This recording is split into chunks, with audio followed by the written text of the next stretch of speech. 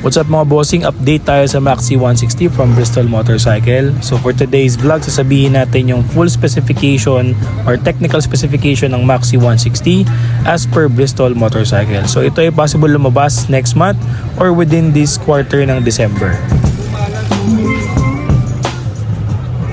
160cc displacement, single cylinder, single overhead camshaft, 4 valves, 4 stroke. CVT ang transmission nito at liquid cooled na din. Bore and stroke niya 58mm by 58.8mm. Max performance niya 11.8 kilowatts at 8,500 RPM. Max torque 14.7 Nm at 6,500 RPM. Malakas talaga ang torque nito at ang kanyang max power. Dimensions naman tayo mga bossing. Length, width, and height 1,980 by 762 by 1,335mm. Wheelbase nito 1,400mm. Curb weight niya 137.6 kg. Mas mabigat ng konti ito sa 8R 160. Seat height nito medyo mababa. That's good. 746mm. Ground clearance 130mm. Front suspension natin standard telescopic fork. Then sa likuran naman is heavy duty dual shock absorber with sub tank. Medyo kasukat ito ng NMAX pero mas mababa ang height nito or seat height nito sa NMAX.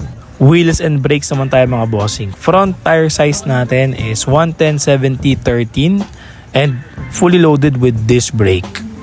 Rear tire naman natin 130/70/13 with disc brake din siya mga bossing. Doon pa lang sa preno, panalo ka na. Harapan at likuran naka-loaded na ng disc brake. Pagdating naman sa ating fuel capacity, ito ay may 13 liters na fuel capacity or fuel tank capacity. Grabe ang laki, di ba? Perfect talaga tong Maxxie 160 for city driving na long ride. Kasi 13 liters, parang pang big bike na yan, tangke na yan eh. Yung 13 liters, pwede mo siyang lagyan ng gasolina na 91 octane up to 98 octane unleaded. At ito pa ibang mga special features ni Maxxie 160. Ito ay loaded ng dual channel anti-lock braking system. Grabe, di ba?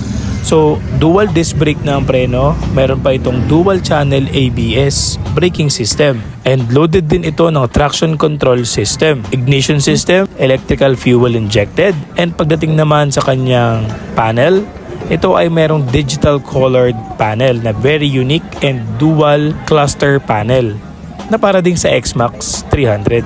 Sa mga buttons, meron na itong start and stop system, meron na itong traction control on and off, meron na itong ilaw, meron na itong passing light, at meron din itong control modes button. May extra features din to na lighted button. So ibig sabihin yung mga buttons mo sa gabi, sa pinakamanibela mo ay umiilaw yan sa gabi mga bossing. Kumbaga may backlight siya. And syempre smart keyless na din po ito and meron pang dalawang compartment pocket sa harapan na napakalaki which doon nakalagay yung USB charging port mo. O diba, kompleto sa specs talaga to. So doon pa lang sa features niya na dual disc brake, dual channel ABS, anti-lock braking system, tapos traction control system, shock absorber sa likuran na may sub tank. Parang panalo ka na talaga dito sa Maxxie 160. Then dagdag mo pa yung mga buttons nito and ibang features like yung kanyang traction control button, passing light button, and then yung backlighting niya na button. Tapos itong napakaganda and very futuristic niya, digital colored panel. And syempre very spacious din ang under seat compartment na itong Maxxie 160. Kasyang-kasya ang full face na helmet mo and iba pang documents na pwede mong ilagay. At wag nating kalimutan yung extra large na windscreen niya at yung napakaganda niyang headlight dahil nga all LED lightings po ito. So wala tayong problema sa ilaw. Tapos itong facelift niya, 'di ba? So obvious naman na hawig talaga niya yung X-Max 300 ni Yamaha, pero syempre mas pinaliit ng konti and mas pinamura na version. At sa mga nagtatanong kung magkano ba ang presyo nito, cash price and installment, and also yung mga kulay na available na lalabas sa Pilipinas by probably next month or December. So ito siya ang buong information for the prices and for the colors. Ang introductory price ni Maxxie 160 from Bristol Motorcycle ay 148,800. Depende yan sa dealership kung may discount silang 10,000.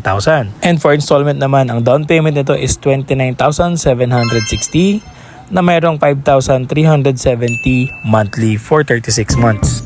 Ihabol ko na din itong adjustable brake lever ng Maxxie 160. Walang masyadong gumagawa ng ganyang specs. Ito lang si Maxxie 160 from Bristol Motorcycle. Ngayon, comment nyo na lang kung anong mga questions nyo regarding this unit. Baka masagot ko kayo. Once again, don't forget to subscribe and like my channel, Vlog ni Kosa.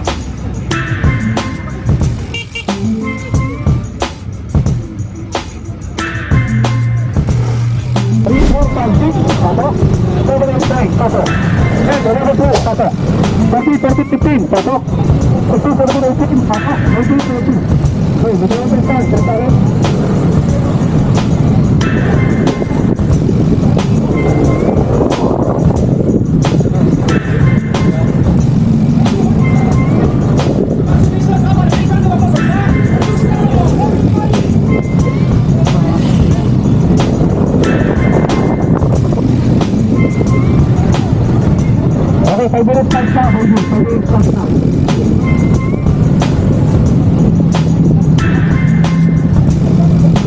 Ayun, mas sa loob ah.